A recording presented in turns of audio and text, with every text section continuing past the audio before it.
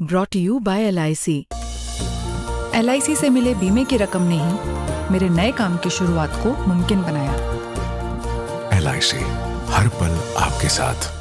Equity खरीदी सोना चांदी तो क्रैश ही हो गया बहुत ही भयंकर तरीके से। एक तो पहले बताओ ये सोना चांदी की गेम हुई क्या और किसने कर दिया ये खेल? देखिए अब वो सब एंटिसिपेट करना बहुत मुश्किल है, बिकॉज क्या हुआ है कि जो नए US के फेड के चेयरमैन अपॉइंट होने की जिन पे बात हो रही है, केविन वॉश। हाँ, केविन वॉश। तो वैसे वो अभी कह रहे हैं कि भाई मैं इंटरेस्ट रेट्स कम कर दूंगा, पर जो उनका पुराना स्टैंड रहा है 2011 से 16 जब वो फेड में थे, तो उस टाइम पे उनका स्टैंड ही रहा है कि हमारे को थोड़ा सा टाइट रखना है इकोनॉमी को, हम इंटरेस्ट रेट्स कम नहीं करेंगे। तो जब वो अनाउंसमेंट हुई तो सबको समझ आ गया ये जब आ जाएगा ना तो अपना गेम खेल लेगा, अपना ये बढ़ा लेगा इंटरेस्ट रेट। तो जब ये इंटरेस्ट रेट बढ़ते हैं ना तो गोल्ड और सिल्वर के प्राइसेस कम हो जाते हैं, तो उसकी चीज की फैक्टरिंग इमीडिएटली हो गई। नहीं तो मैं वो अब देखो ये वाले page फंसेगा।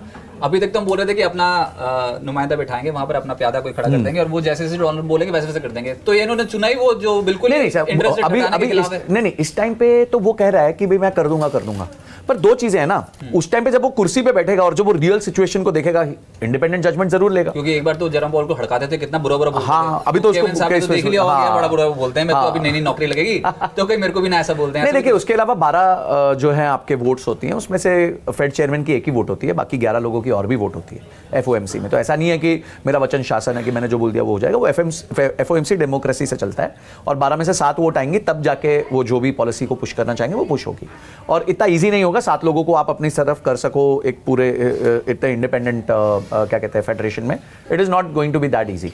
So overall if you look at things, तो मुझे लगता है कि वो एक बड़ा फैक्टर था। सेकंड ये था कि देखिए आप प्लीज अंडरस्टैंड करिए, even after this significant fall जनवरी के महीने में आज भी गोल्ड और सिल्वर ऊपर है। अगर आप जनवरी ओपनिंग से जनवरी क्लोज देखो तो ऑब्वियसली एक पॉजिटिव चल रहा है। इतना हाँ, आधा रह गया, उससे क्या फर्क पड़ता है, पॉजिटिव तो है ना।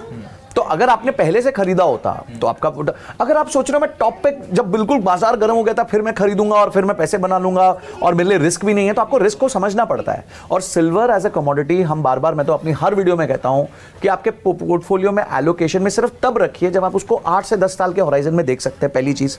दूसरी चीज, आपने उसके बावजूद भी अपने पोर्टफोलियो में गिन के 2 या 3% का रखिए, उससे ज्यादा रखने की जरूरत नहीं है उस एसेट क्लास को। आपका कोई काम नहीं है उस एसेट क्लास के साथ। आप ये सोच रहे हो कि मैं आज खरीद के कल बेचूंगा, बाय टुडे सेल टुमारो करूंगा, तो ये सिल्वर आपको किसी भी दिन लपेट देगी। और अच्छा उसने अपना रंग दिखा दिया, ये पहली बार उसने रंग नहीं दिखाया, वो 30-40% एक दिन में पहले भी क्रैश हो चुकी है। गोल्ड डेफिनेटली, बिकॉज गोल्ड अचानक से आप देखेंगे $4,800 to $5,800 भाग गया था, तो उस पर थोड़ा सा ईज आया, थोड़ा स्क्वीजिंग आई, तो वो, बट वो गिरा कितना, 9% 8% गिरा। ये कितना भाई गिर गया, 35% 30% गिर गया। अभी भी सर्किट नहीं खुला हुआ है। और अभी क्यों खुला नहीं? क्योंकि 15% पे लॉक था सर्किट, ये ETFs का। आज 9%। हाँ, कुछ ETFs पे 9 था, कुछ में 14 था। अगर आप देखें, हाँ भाई, MCX पे 9% पे क्लोज हो गया ना। हाँ, तो अब सोचिए कि अभी वहां पे गिरा है 27-28%। ठीक है, जो इंटरनेशनल मार्केट्स हैं, कॉमेक्स है, अब उसका इंपैक्ट कल भी आने वाला है। तो कल वापस ये गिरेगा, क्योंकि अगर उसको इक्वलाइज करना है, चांदी को इक्वलाइज कर रहे हैं, तो कल फिर से गिरेगा।